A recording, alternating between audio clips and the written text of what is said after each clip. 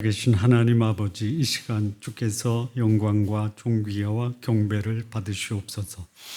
오늘 말씀하시는 이 귀한 생명의 말씀이 우리 영혼을 소송케 하며 또 우리의 삶에 주께서 공급하시는 충만한 은혜와 또 넘치는 하나님의 공급하심을 우리로 실감하고 경험하며 살게 하옵소서. 예수님의 이름으로 기도합니다. 아멘.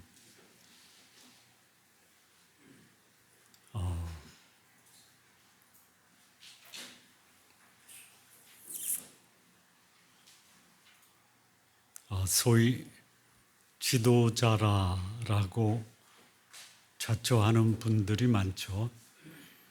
내가 지도자가 되면 나를 지도자로 세운 사람을 기대를 충족시키겠다.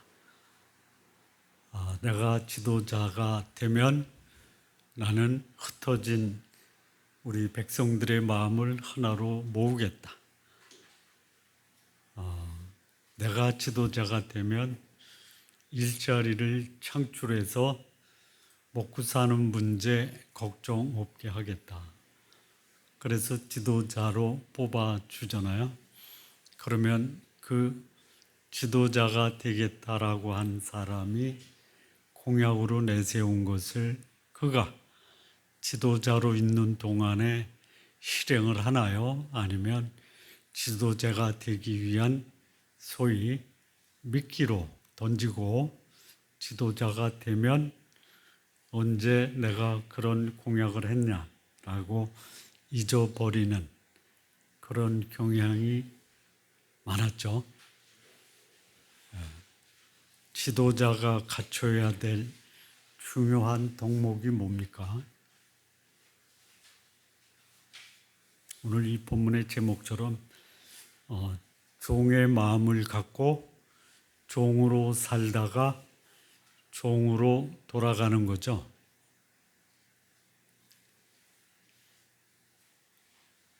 그러면 지도자가 종의 마음, 종의 삶, 그리고 본연의 종으로 돌아가는 이 바람직한 종이 가져야 될 중요한 덕목이 있다라고 하면 뭘까요?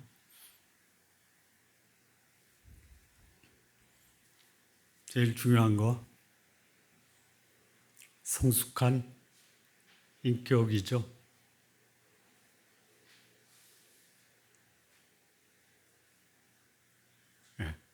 성숙한 인격이 뭡니까? 사람을 귀히 여기는 것. 두 번째는 뭐냐면 탁월한 역량이죠. 탁월한 역량이 뭡니까? 탁월한 역량의 핵심은 뭐냐면 공동체가 가지고 있는 그 문제를 해결하고 그 공동체 구성원에게 꿈과 비전을 주는 거죠. 자, 세 번째는 뭘까요?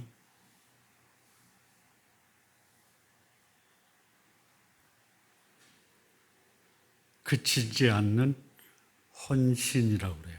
헌신.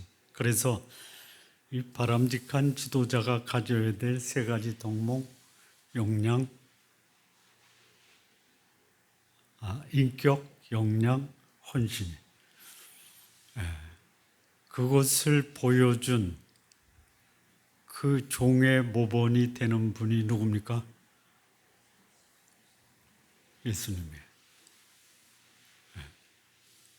자, 여기 보면은 예수님이 소위 꺼져가는 등불도 끄지 않고 상한 갈대도 꺾지 않는 그분은 외치지 않고 소리내지 않는 온유와 긍휼의 종이에요. 그런데 그분은 온유와 긍휼로 뭐를 성취하냐면 정의를 성취합니다. 자, 그분은 소위 의를 가지고 이방의 빛이 되어 눈먼 자를 뜨게 하고 갇힌 자를 풀어주는 소위 구원의 종입니다. 인간이 가지고 있는 근본적인 죄와 사망의 문제를 해결하고, 그리고 그분은 새 일을 보이십니다. 소위 말하면 꿈과 비전을 보이는 거예요. 그리고 본문에 보면 몇 절이냐면 4절인가요? 새하지 않고 낙담하지 않습니다. 소위 그치지 않는 헌신과 열정. 이 열정이라는 것이 뭐냐? 주어진 일을 마칠 때까지 중단하지 않고 헌신하고, 그리고 거기에 인생을 거는 몰입이라고 그래요.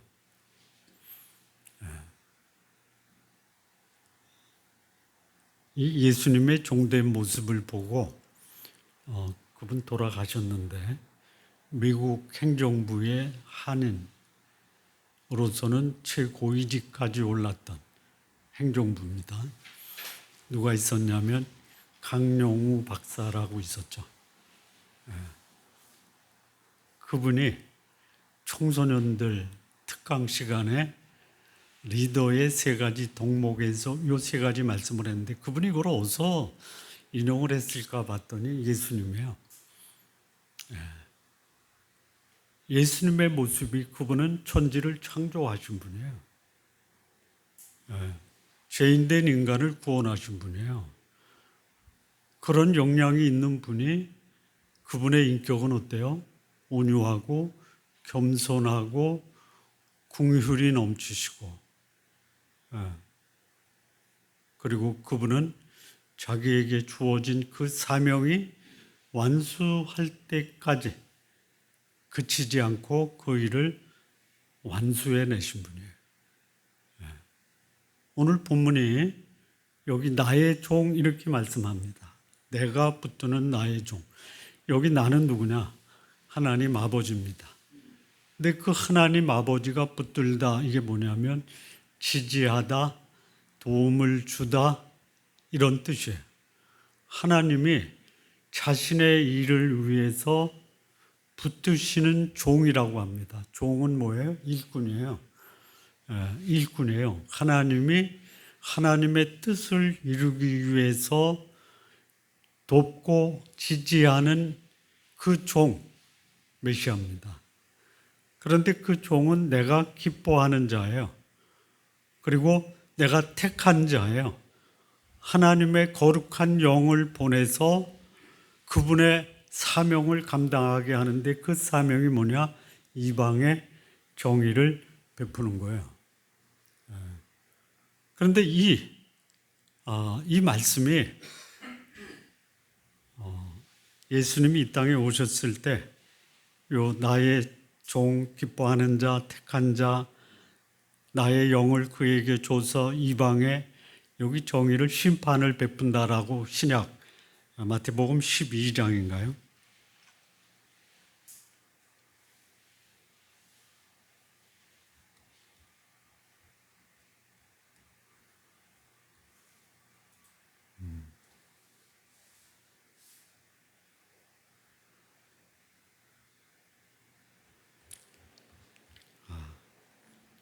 조금만 기다려 주십시오.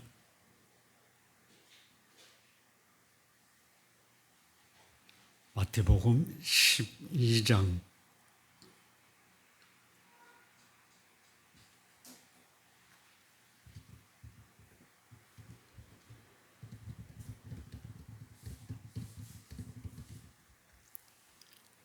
죄송합니다. 마태복음 12장 18절이네. 보라, 내가 택한 종 내 마음에 기뻐하는 바 나의 사랑하는 자로다. 내가 그 영을 그에게 주었으니 그가 심판을 이방에 알게 하리라. 이 심판이라는 말을 그 이사야서에서는 정의라고 했습니다. 이 심판이 뭐냐? 이 심판의 의미는요, 모든 사람이 행한 그 행한 것에 기초해서 차별이 없이 공평하게 심판하는 것을 뭐라고 그래요? 정의라고 그래요. 정의. 그러니까 예수님이 이 땅에 오셨을 때 예수님 스스로가 나는 그의 택한 자, 기뻐하는 자, 하나님이 나에게 영을 주어서 이방의 심판을 행하게 하셨어요. 그러니까 여기서 나의 종은 누구냐? 이 땅에 오신 메시아 예수 그리스도입니다. 하나님 아버지가 그를 나의 종이라고 그랬어요. 종. 그런데 여러분 아십니까? 우리 지난주에 이사야 41장에서 거기도 나의 종이 나오죠. 이사야 41장에 나의 종 몇 절인가요? 이사야 41장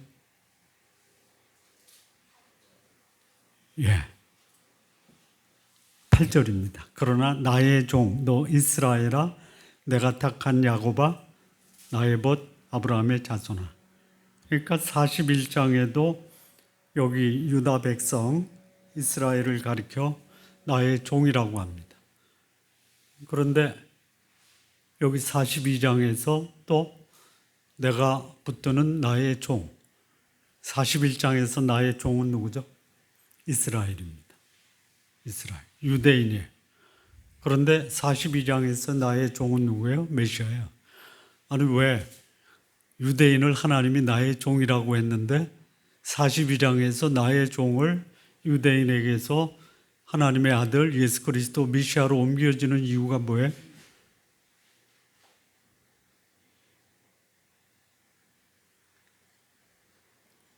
간단해요.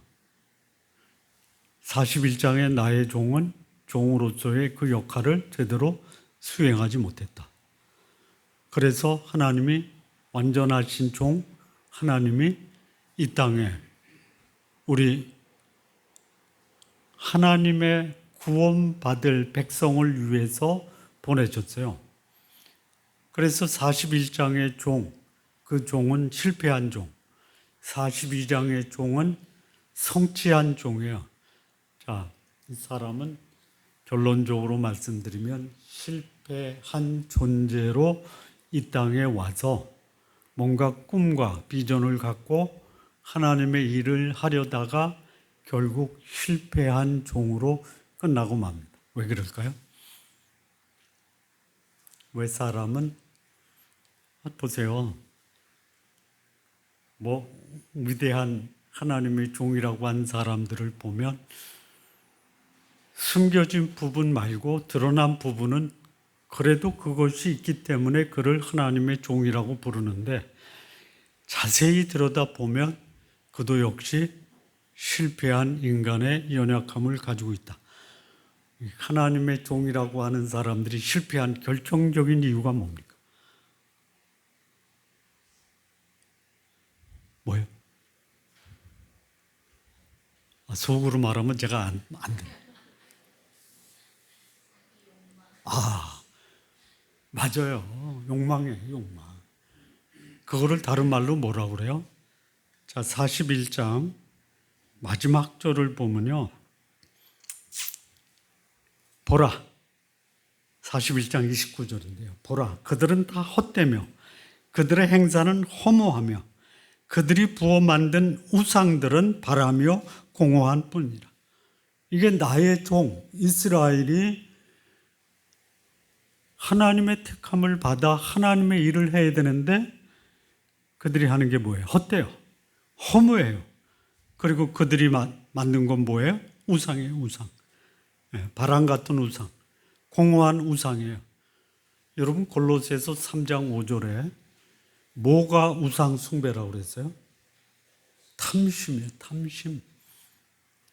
여기에 넘어가요. 지도자라고 하는 사람들이 넘어가는 이유가 뭐예요? 결국은 뭐예요? 탐심이에요. 조국과 민족을 위해. 그런데 결국은 뭐예요? 탐심 때문에 그 목숨을 잃어버리는 거예요.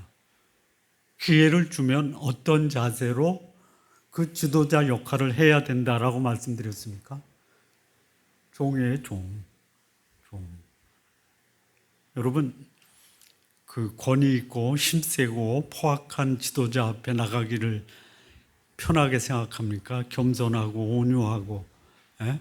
나를 기이 여기는 그런 종 같은 지도자에게 편안하게 가겠습니까? 예? 사람들이 편안하게 가서 자기 문제 내려놓고 그 문제에 대한 도움을 받을 수 있는 지도자가 참된 지도자다 이거예요. 우리 메시아 하나님이 나의 종으로 택하셨는데 하나님이 기뻐하셨어요. 왜 기뻐해요?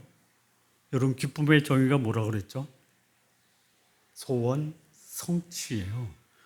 하나님이 그를 보내면 내가 뜻하는 바를 이루신다라는 거예요. 여러분, 저는 그런 하나님이 기뻐하시는 종이 될 것을 기대하지 않습니다. 여러분도 기대하지 마십시오.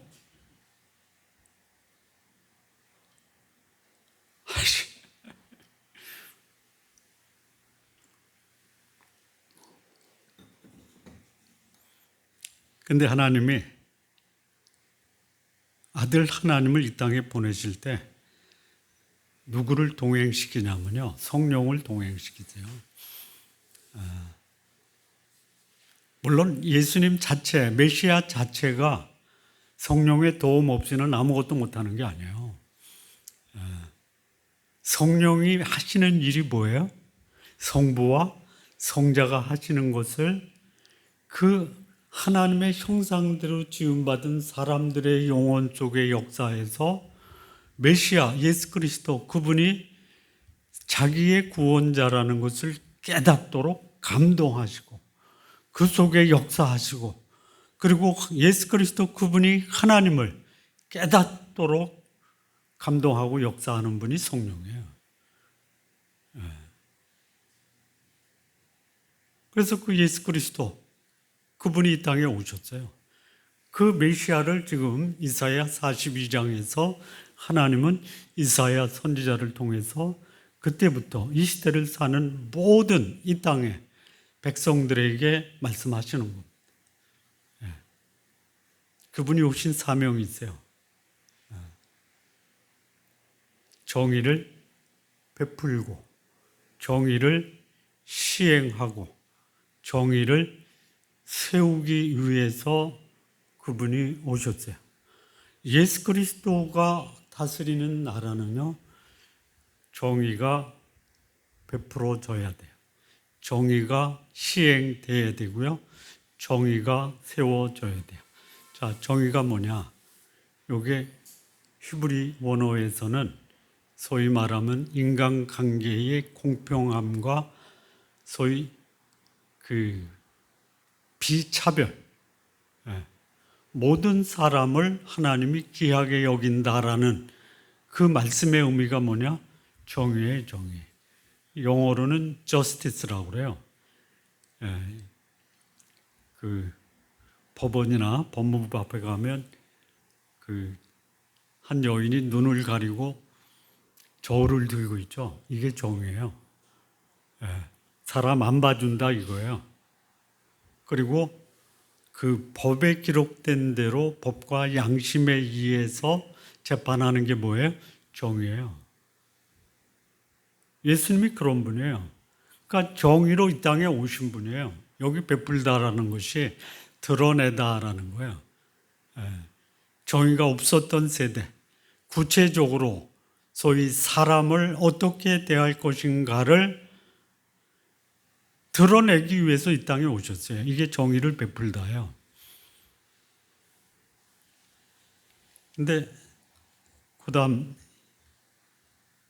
몇 절이에요? 3절 보면요. 상한 갈대 꺾지 않고 꺼져가는 등불 끄지 아니하고 진실로 정의를 시행할 것이다.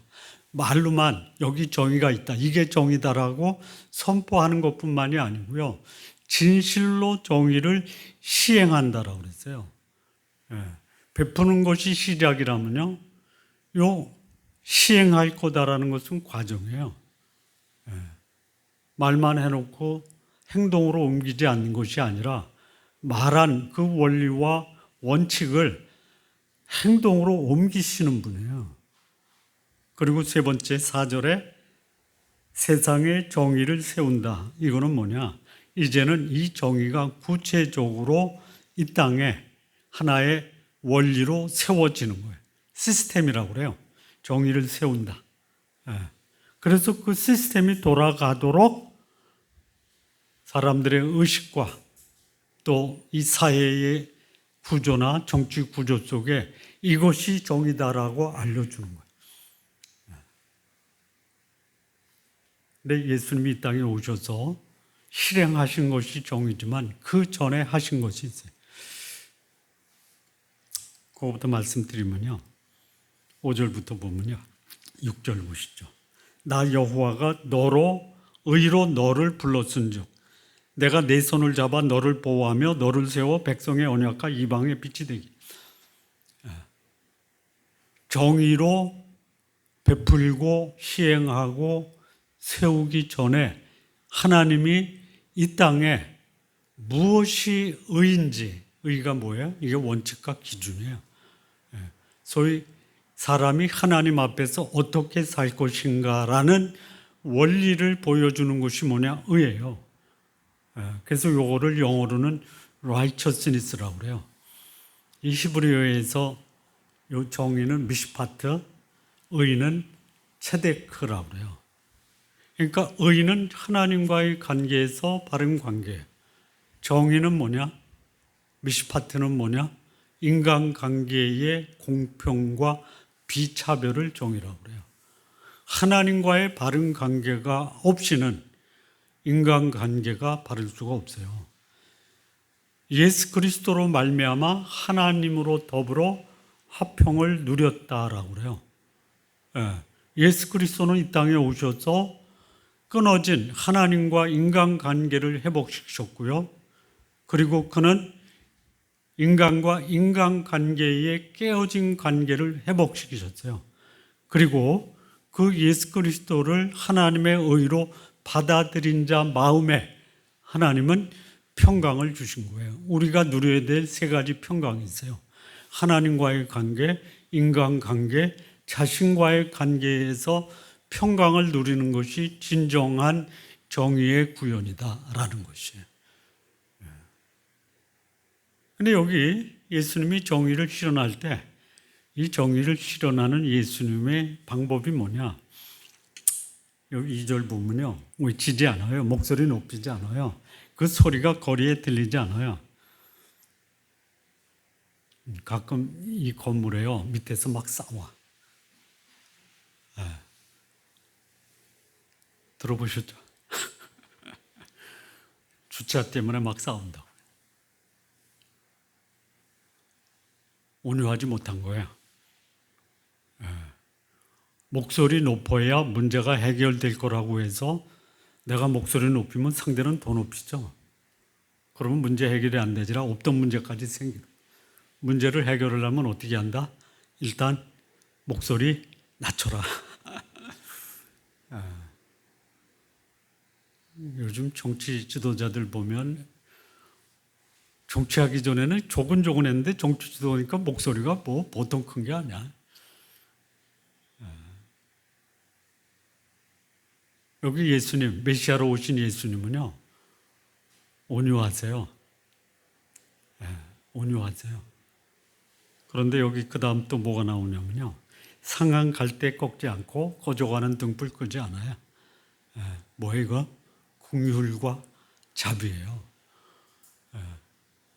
예수 그리스도 그분은 어떤 분이냐? 온유하시고 긍휼하신 정의를 실현하는 종이에요.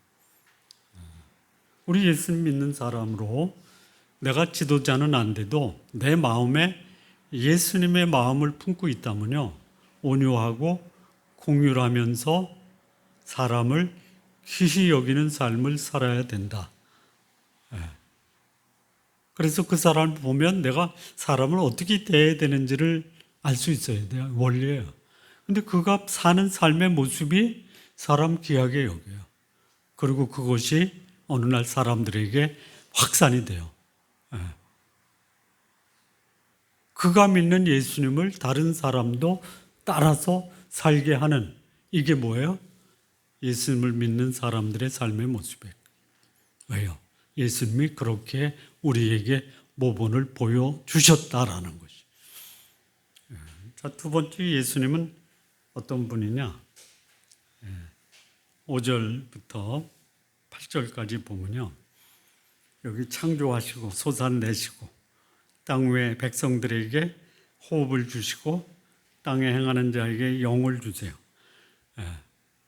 예수님은 첫 번째 단원에서는 하나님의 종, 기뻐하는 자, 영을 주셨는데요, 여기는 또 하나님이 누구를 말씀하시냐면요, 사람의 사람. 하늘을 창조하시고 땅과 그 소산을 내시고 땅의 백성에게 호흡이, 인간 창조에 세상 천지 창조, 사람 창조, 그리고 그에게 영을 주셔서 생명이 되게 하셨어요. 그리고 말씀하십니다. 나 여호와가 의로 너를 불렀다. 하나님의 의로 부르신 예수 그리스도는 사람을 잡아 보호하고 세워 그들의 빛이 되게 하신 거예요. 왜 그래요? 이 백성의 언약과 이방의 빛이 되게 한 이유가 뭐예요? 내가 눈먼 자들의 눈을 밝히고 갇힌 자를 감옥에서 이끌어내며 흑암에 앉은 자를 감방에서 나오게 하리라. 우리의 메시아 예수 그리스도, 그분은 갇힌 자, 눈먼 자, 흑암에 있는 자들에게 자유와 해방을 주는 구원의 종이에요. 예수님이 오셨을 때요, 눈은 보는데 보지 못해요. 듣는데 듣지 못해요. 마음으로 깨닫지 못해요. 예수님이 이 땅에 오셔서 그 중에 지극히 적은 자들을 하나님이 풀어주셨어요.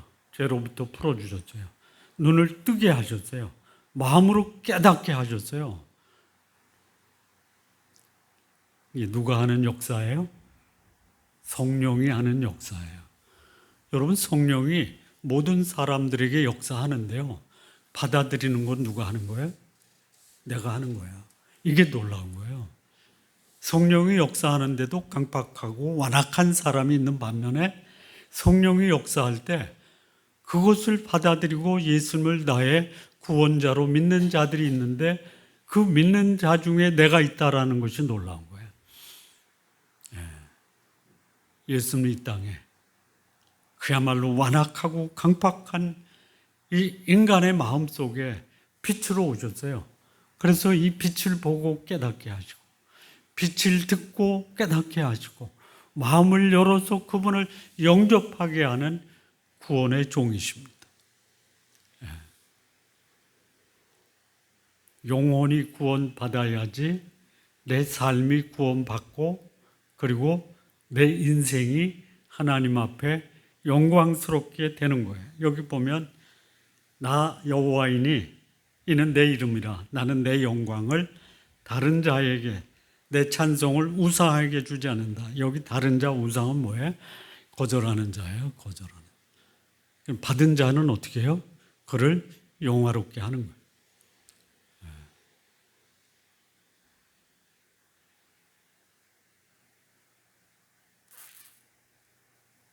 자, 이 메시아, 그분은 어떤 분이냐? 세 번째입니다. 세 번째. 구절을 보면요, 보라, 전에 예언한 일이 이미 이루어졌느니라. 이제 내가 새 일을 알리노라. 그 일이 시작되기 전이라도 너희에게 이르노라. 여기 이 메시아, 하나님의 종,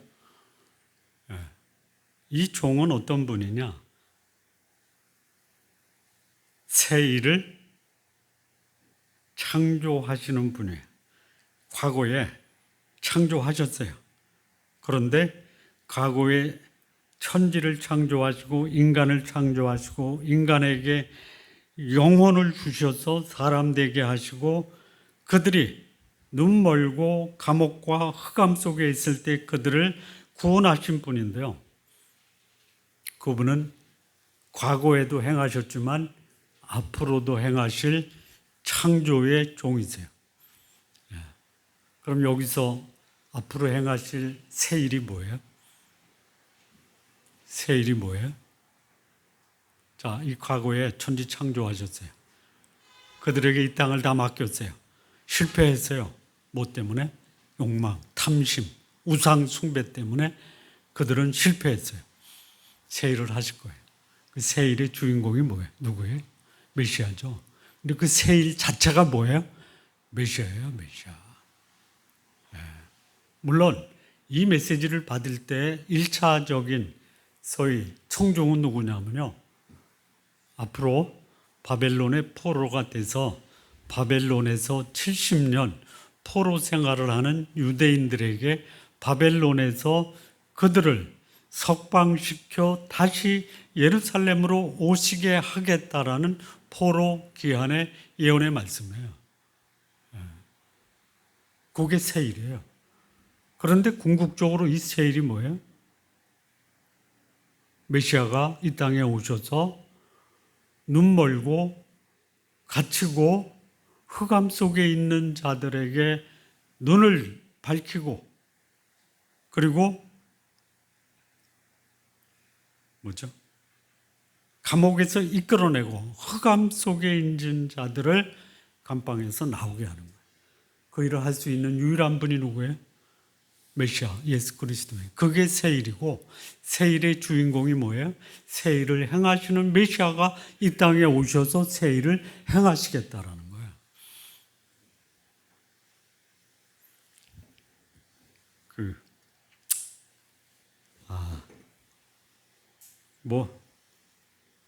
은퇴한 사람들이 주로 무슨 얘기해요? 은퇴한 사람들이 주로 무슨 얘기해요? 왕년에. 그게 있는 왕년의 경험이 오늘의 삶을 풍성하게 해야 되는데요. 그리고 미래를 꿈꾸게 해야 되는데요. 이런 사람 있잖아요. 왕년을 찾는 사람과 오늘에 충실한 사람과 미래를 꿈꾸는 사람이 있어요. 과거에 얽매인 사람을 뭐라고 그래요? 노인이라고 그래요. 오늘에 충실한 사람을 뭐라고 그래요? 장년이라고 그래요. 미래를 꿈꾸는 사람을 뭐라고 그래요? 청년이라고 그래요. 미래 없는 현재가 없고요. 현재 없는 미래가 없어요. 미래가 없는 오늘은 그야말로 짐승처럼 살다가 열심히 살다가 흔적도 없이 사라져. 이 세 가지를 다 갖춰야 돼요. 이 구원받은 것도 우리가 죄와 사망에서 건짐을 받았다라는 과거가 있기 때문에 오늘 거룩하게 살 수 있는 근거가 돼요. 그리고 이 거룩한 삶을 살 수 있는 근거는 우리에게 영광스러운 미래가 있기 때문에 오늘 거룩하게 사는 거예요. 이 세 가지가 조화를 이루어야 돼요. 예수님 과거에 이미 그 예언을 이루셨어요. 오늘 그 정의를 시행하세요. 그리고 우리에게 새 일을 소망하게 하시는 분이에요. 이런 분을 우리가 믿고 있는 거예요. 그럼 우리 삶이 어떻게 돼야 돼요? 예수님 닮아야 돼요. 그래서 예수님 닮은 사람의 특징, 여기 예수님을 닮는 사람과 예수님을 거절하는 사람의 특징이 여기 10절부터 17절까지 나와요. 자, 예수님을 닮아가는 사람, 소위 인격적으로 온유와 인격적으로 공유를 가지고 정의 가운데 사는 종, 그리고 의인으로서 오셔서 이방의 빛이 돼서 구원을 베푸는 자, 그리고 미래를 꿈꾸며 새 일을 희망하고 그것을 위해서 사는 자, 그것을 받아들인 자가 있고 그걸 거절하는 자가 있어요. 받아들인 자의 삶의 특징, 한마디로 말하면 내 인생의 주인은 하나님, 당신입니다 라고 고백하며 사는 것. 그거를 한마디로 한 단어로 뭐라 그래요? 10절부터 12절 노래 부르고요, 찬송하고요, 즐거이 부르고 소리 높이고 영광을 돌리, 한마디로 뭐예요? 찬양하는 삶에 하나님의 하나님 되심을 인정하고 제 인생의 주인은 하나님 당신입니다라고 소리 높여 외쳐요. 여기 보니까요, 여기 이방에 빛이 된다고 했잖아요. 근데 이방이에요, 이방. 하나님 나의 종이라고 부른 자들이 탐심, 우상 숭배에 빠져서 하나님을 대적했잖아요. 근데 여기 보니까요, 항해하는 자들, 바닷 가운데 만물, 섬들, 거기 사는 사람들, 땅끝, 광야, 게달 사람, 셀라의 주민, 섬들 중이 다 이방이에요. 여기 특별히 특정 주민이 나오는데 게달 사람이 누구예요? 게달 아십니까? 몰라요? 몰라도 괜찮아요. 저도 찾아봐서 알았으니까. 이 게달이 누구냐면요, 아브라함의 그 서자 있죠? 이스마엘의 후손이에요. 그들에게 이방의 빛이 전달이 돼요. 여기 셀라는 뭐예요? 이 셀라라는 뜻은요, 바위라는 뜻인데요, 에돔이에요, 에돔. 에돔, 야곱의 아들, 아브라함의 아들, 야곱의 아들. 그들이 다 떠났어요. 그런데 그들에게 빛이 비춰져요. 그리고 이 메시아를 받아들여요. 찬양해요. 땅끝까지 이 메시아가 증거되고요, 땅끝에 있는 자들이 예수 그리스도 당신은 하나님입니다라고 찬양을 해요. 왜 그래요? 그들은 메시아를 듣고 경험했어요. 어떤 메시아예요? 정의를 구현하는 자비와 긍휼의 메시아. 그분은 자기들에게 어둠과 감옥과 눈먼 상태에서 빛을 보고 자유와 해방을 준 메시아를 경험했어요. 그리고 미래의 소망을 주는 그 메시아를 경험했어요. 어떻게 하겠어요? 소망 가운데 사셔야 돼요. 찬양하면서 사셔야 돼요. 그런데 여전히 거절하는 자가 있어요. 이 거절하는 자에게 어떻게 하나님이 나타나냐면요, 13절 보시죠. 여호와께서 용사같이 나가시며 전사같이 분발하여 외쳐 크게 부르시며 그 대적을 크게 치시는 거예요. 누구예요 이게? 여기 오랫동안 조용히 온유하게 이 복음을 전했는데 이제는 내가 해산하는 여인이 소리 지르죠. 너무 고통스럽게 소리 지르는. 근데 하나님이 이렇게 고통스럽게 소리를 크게 부르짖는 이유가 뭐냐면요, 대적들을 치시기 위해. 그래서 여기 산들, 언덕들 황폐해요. 초목 말라요. 강들이 섬이 되고 못들이 말라요. 17절 볼까요? 조각한 우상을 의지하며 부어 만든 우상을 향하여 너희는 우리 신이라 하는 자는 물리침을 받아 크게 수치를 당하리라. 누구를 심판하시냐면요, 우상 숭배자들이에요. 물론 여기 16절은 다른 건데요, 맹인들, 흑암에 있는 자들, 그들을 안내하고 광명으로 그들을 인도하세요. 요거는 메시아 대신 예수 그리스도, 영접한 자들에게는 하나님, 그분은 예수 그리스도를 믿는 자들을 광명으로 인도하세요. 그러나 대적한 자들 있잖아요. 치는데 대적한 자가 누구냐? 우상 숭배자들이에요.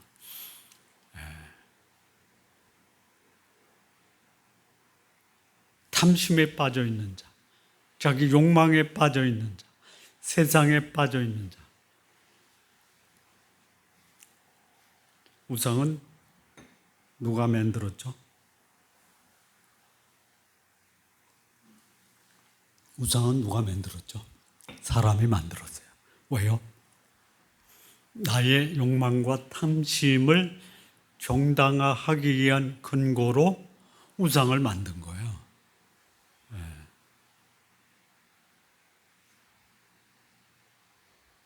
내 속에 내가 죄를 지을 수 있는 근거가 없으면요, 불안해요. 내가 죄를 줘도 괜찮다라고 말하는 근거가 있으면요, 죄를 줘도 전혀 양심에 거리끼지 않아요.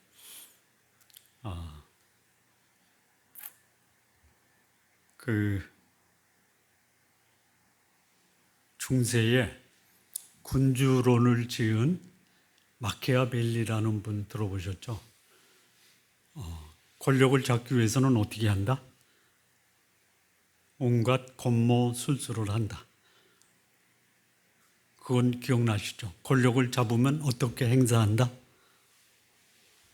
잔인하게 행사한다. 이게 마키아벨리예요.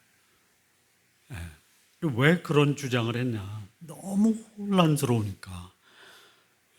혼란스러운 나라를 안정하기 위해서 권력을 잡아야 되는데 권력을 잡기 위한 방법이 권모와 술수고 혼란스러운 나라를 안정시키기 위해서 때로는 권력을 잔인하게 쓸 수 있다.